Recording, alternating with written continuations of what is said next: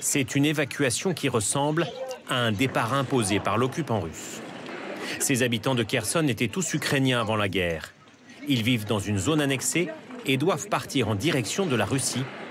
L'inquiétude se lit sur leur visage. Impossible de savoir s'ils parlent sous la contrainte.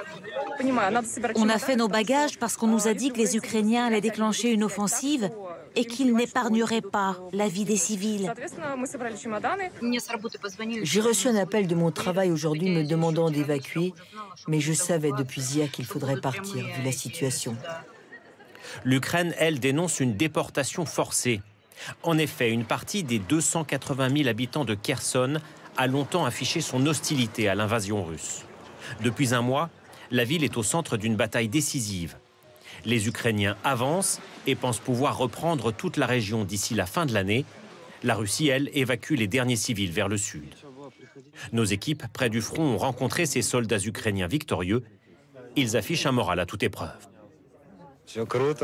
Tout se passe bien.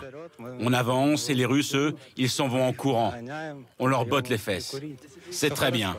Voici les dernières images de l'armée russe à l'entraînement dans la région. Formation à la hâte des dernières recrues, position retranchée en attendant la bataille. Même le général russe en charge des opérations affiche son scepticisme.